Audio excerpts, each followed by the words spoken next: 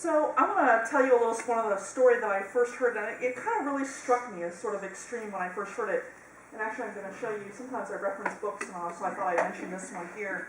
This comes out of this wonderful book called Awakening the Buddha Within by Lama Surya Das, who was born Jeffrey Miller, so just so you know. Lama is a teacher, and he's wonderful. If you ever want a book, by the way, just a little aside, if you want a book on Buddhism to just teach the basics of Buddhism, I can't recommend this one higher. It's just really nice, basic, straightforward. He's easy to read, understands the Western mind and how to present it. He's really great. But anyway, so in this book, he recounts this story about, as a Buddhist, how you're not supposed to kill anything, respect to all life. But one of the monasteries that he belongs to up in Woodstock, New York, started to get infested with cockroaches. And this created quite a dilemma for the Buddhist monks. What do? They want to respect all life, doesn't matter what it is. But then they started losing students because nobody wanted to be around all of the cockroaches and everything. This was a huge dilemma for them. And they got, they were calling Nepal and getting the people there on the line and trying to decide, and all these other people and trying to figure out. And ultimately, they did make a decision, and the exterminator trucks showed up and got rid of the cockroaches because they decided that if they were losing students, they couldn't teach their dharma, their teachings, and therefore then the reason for existence for Buddhists is to try to help everybody be enlightened. And if they couldn't do that, then they had to get rid of the cockroaches. But anyway, he says, sometimes in life we make decisions which appear to be as practically necessary as they are painful. So even as a Buddhist, he understands this. But I remember when I first heard this story, I was like, really? Cockroaches? This is what is upsetting to you? Now, Madagascar, seeing cockroaches aside, these are not animals that I'm particularly fond of. But, I realized, though, how far do we then take this honoring of life? If insects are worthy of compassion, then, well, what about plants? What about bacteria? What about a virus? At what point does one stop? When do we stop and say, okay, this is what I want to honor in life versus what I don't? Sort of like in our song today, right? All creatures great and small, all creatures dull and ugly, the Lord God made them all. Is one more worthy of life because it's cute and cuddly over something that's creepy and ugly? Well, I grew up with cats and dogs and animals, and I was taught that they have feelings, that you need to take care of them. So I'm someone who loves animals, so shouldn't I do then everything possible to maybe not kill them, and yet, I eat meat. So there's these choices that we make. I remember I came very close to being a vegetarian. It was the first time I was in California. I was driving north on I-5 between San Diego and San Francisco, and I was driving by the slaughterhouses. And I was so horrified at the visual sight of that. For like 2 hours, I sat there like, can I be a vegetarian? Can I be a vegetarian? And different people decide, in part because of their love of animals, whether or not they're going to be vegetarian. Not always just for animals' sake. Sometimes they think it's healthier, might be health reasons, all sorts of things. But other people do take it even further in terms of honoring life. They become vegans, right? So a vegetarian is someone who generally cuts out all meat, but they'll usually have eggs and dairy products. Well, a vegan cuts out eggs and dairy products. They consider it actually a lifestyle. So for many vegans, you don't even handle wool or leather or anything like that. Now, again, for some that might be more extreme than others. There's like this spectrum that we're starting to see of people. And then there are people that are called fruitarians. Okay, these are people who will only eat ripe fruit that may have even just fallen off of something, or maybe not just fallen off, but is ready to be eaten. And they will actually not eat any root vegetables because they believe that's killing the plant. So you see, there's this sort of amazing spectrum of what people believe for life and what is valuable in life. How far do we take compassion for life? In our first principle, if you look on the back of our announcements, you'll see all of our principles. There are 7 principles. And our first principle is that we affirm and promote the inherent dignity and worth of all persons. Now, Beth said, I think that we talk about our, pet persons. But it doesn't say that. Which is kind of interesting. What if it said, we affirm and promote the inherent dignity and worth of all creatures? Then what would our faith be asking of us? It'd be kind of an interesting thing. It doesn't do that. I'm not sure if it should or not. That's up to you. I think it's a very interesting thing. We do have our seventh principle, which has the interdependent web of all existence. We affirm and promote the interdependent web, which does say we honor that we are all interconnected, all beings, all plants and everything, and we can honor that, and we respond with a respect for life. So what I've noticed is that people, there's this huge spectrum of seeing animals as either its or beings, fully fledged beings, people beings, versus its. And that each of us fall on that spectrum depending on what the animal is, to a certain extent, right? I personally believe we've domesticated an animal like a dog or a cat. They're dependent on us, and we need to take care of them, but I'm kind of okay with, eating other things, chickens, even though those are domesticated. But we make these decisions. So I am a vegetarian, but I love animals. Now it's my choice to recognize that all animals are beings with feelings and attachments to fear, death, and it's also my choice if I want to eat them. Particularly if I have a chance to live in a cage-free life where they're eating healthy food, so I tend to buy organic whenever I can. But I don't want to eat all of them. There are certain things I would refuse. I wouldn't eat my dog Book, okay? This is Book, Shepherd Book over here. There are, in some cultures, however, dogs are eaten. Is that better or is that worse? People make different choices, and we draw the line, each of us, where that's comfortable for us. However, we find that in our ethics. As Lama Surya Das said, sometimes in life we make decisions which appear to be practically necessary as they are painful. When I see, for example, a spider in my house, one of the first things I do whenever I move into a new house, I've moved around a lot, is I announce, okay, spiders, if I see you, I'm sorry, you're toast. I'm giving you fair warning. Spiders, just do not do it for me. Now, I have actually saved a few spiders. If they're small enough, I'll send them outside. But it is something that I make that choice. I know there's some people who refuse to do that.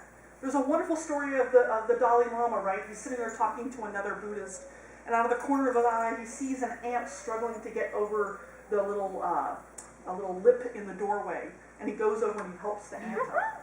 And I'm like, wow, okay, that's amazing. That level of compassion is absolutely amazing. I'm not there. I might look at the ant and go, come on, get over. I don't know if I would actually kill it or not. But we can change. We can also change how we feel. And it's something to be thinking about. So, for example, as a society, we changed a lot of things. You remember in the tuna industry back in the 80s and 90s, right? There was this guy who went onto a fishing boat, and he videotaped how the fishermen were catching these fish in the nets, in particular the tuna, right? And how they were also capturing the dolphins that were following the tuna. And he saw how they just treated them cavalierly, just clubbed them on the head, or how they were dying because they couldn't get air and just would toss them overboard. And this changed people's ways because we know of dolphins as being highly intelligent. They form pods of families. And this resonates with us. And so we changed our ways. We changed laws. Now the tuna industry is very different. I want to tell you a story actually about my Auntie B, Auntie Bernadine. She grew up on a farm, and I remember when I first got my first dog, Ananda, who passed away last May, I call him my $4,000 mutt because he was a rescue puppy, but when I got him, he had not only 5 different parasites that I had to give him a million different dips and everything, all sorts of different medicine, but then he had hip dysplasia, so he had to have surgery. And my aunt, when I told her this, I'm bemoaning the fact that, wow, I'm just maxing out my credit cards and everything, and she said, what in the world are you doing? It's just a dog. Like, she couldn't understand it. She could not conceive of this at all.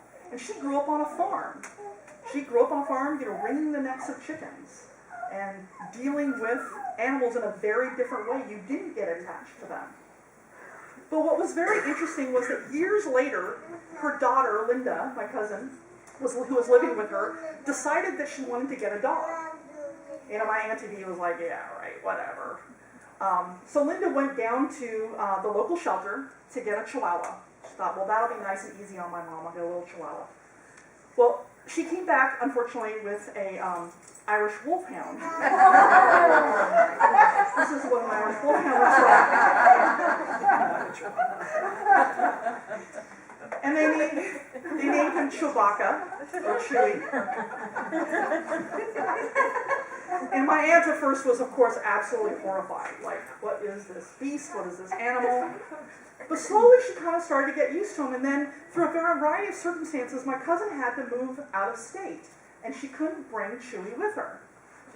So she said, Mom, could you take care of Chewie for a while? Right? And she's like, fine, all right. So every day my aunt would walk Chewie down around the block and everything like that. And I tell you, she got so fond of that dog that when he did pass away, because he was a rescue dog and already a little bit older, she mourned him deeply. She loved this dog. She began to see animals as beings.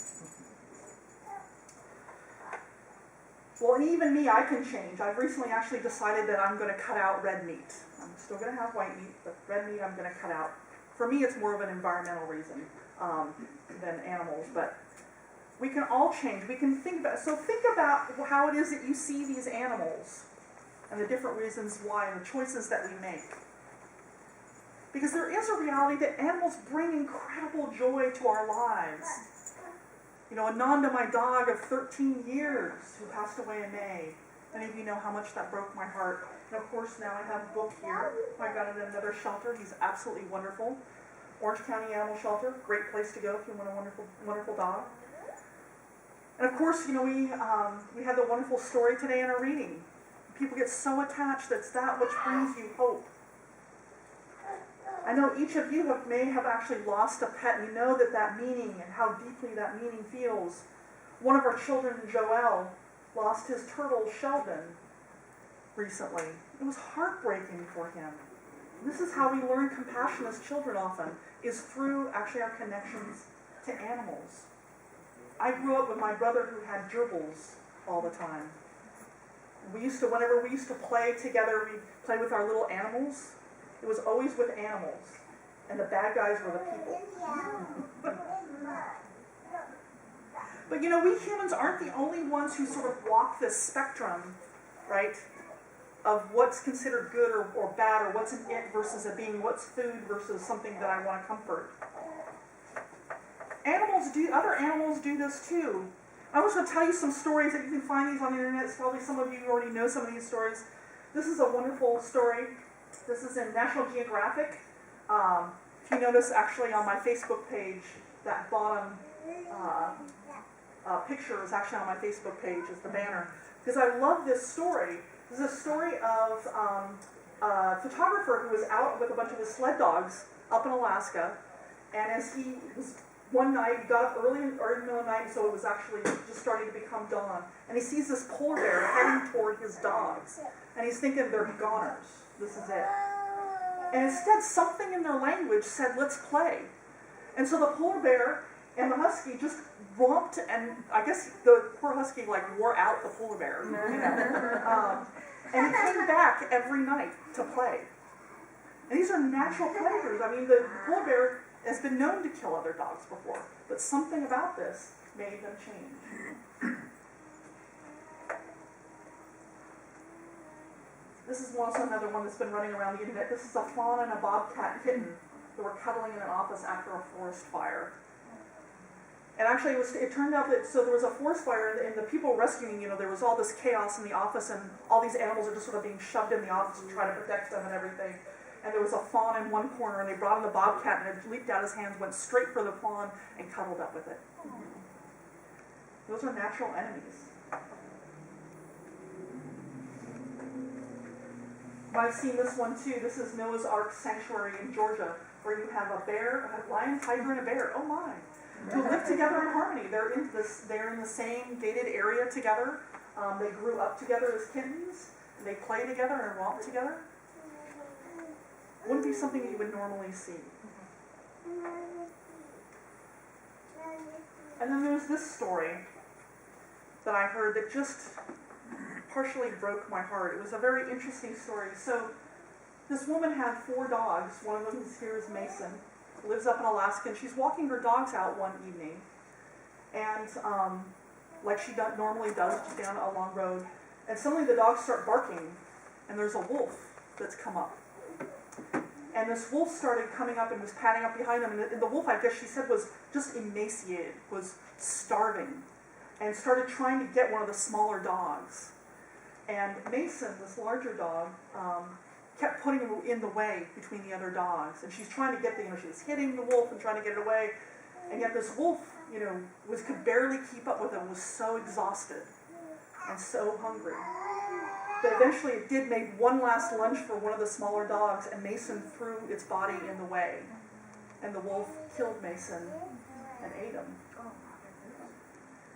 What I loved was actually this woman's response was, Mason was 12 years old. He wasn't walking very well. He was older. And here was this wolf that was starving. And not only did he save her and her other dogs, but he saved the wolf's life too.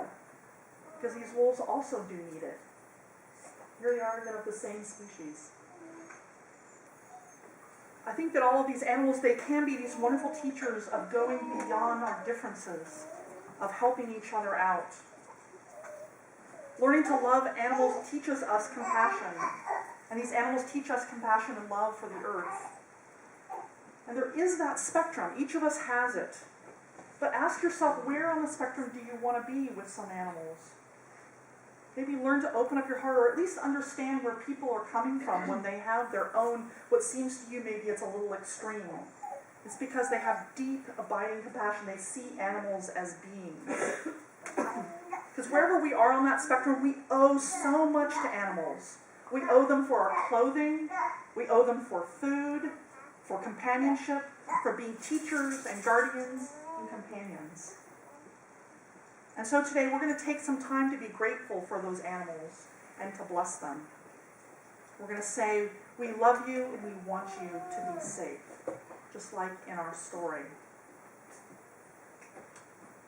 So our children are going to be joining us here in a few minutes, but I think we can go ahead and get started. I want to invite you to come on up here. So what I'd like to do is have everybody offer these blessings. This is the blessing we'll be. Bless you, may you always be safe and know that you are loved. So whether or not you have a pet today, it's here. Some of you have pets that are here. Some of you don't have pets that are here because for whatever reason it probably wouldn't be a good idea. Or maybe you just forgot, that's totally fine. But what I'd like to do is invite you to come up here to introduce yourself, say the name of your pet, and tell us one thing you love about that pet or that animal that means so much to you. And then we will offer you this blessing. So please come forward.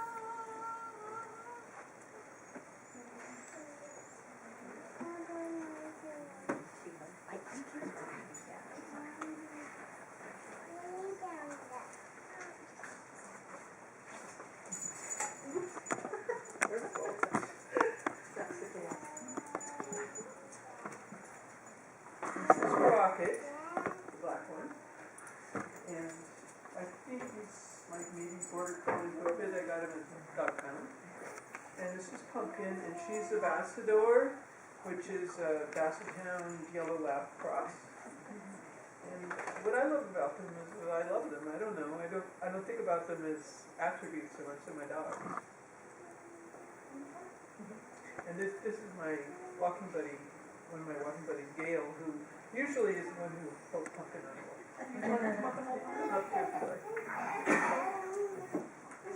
And she loves dogs.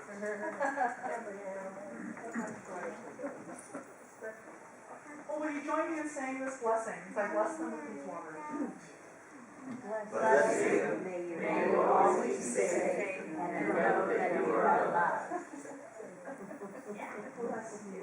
Bless you, Rocket. Bless you.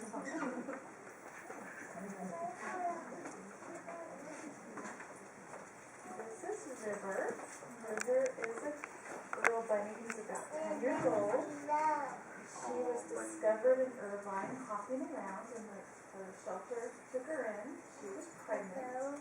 And she had her babies in the shelter. And my friend Tiffany, she fostered all the bunnies, the mama and the girls. And she adopted them. And recently I got to keep them from her, along with their 80-inch wide hutch. So I have Mama Bunny and the 2 daughters. And they're about 9 or 10 years old. And they're just the sweetest things. Credit goes to Tiffany and her family for always holding them. And when you do always hold them, they turn into these little cuddle bugs. Bless you. May you always be safe and know that you are loved.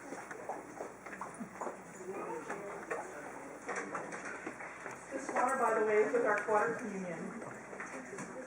Is this on, by the way? Wait, no, just a little bit more.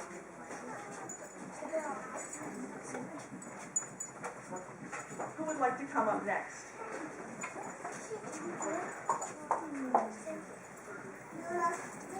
Well, I have animals that are not that well behaved, and also they're big, so I didn't bring them, but I brought pictures. We have 2 dogs, a cat, and 4 horses, and a few chickens. Depends on the day how many we have. But I love them all. They all have just such unique personalities, and this one, Bentley, is my favorite. He's my protector and my therapy dog. Bless you. May you always be safe and know that you are loved. So this is Book, Shepherd Book. He's named after a character in the show Firefly, one of my favorite characters. And what I love about Book is that he wakes me up so gently every morning. He doesn't jump on me. He sees sort of the light come on as I'm stretching around. He sort of slowly stretches up and snuggles up to me, and we sort of slowly wake up together. It's absolutely wonderful. Bless you. May you always be safe and know that you are loved. Okay, thank you. Leo. Can you sit for them?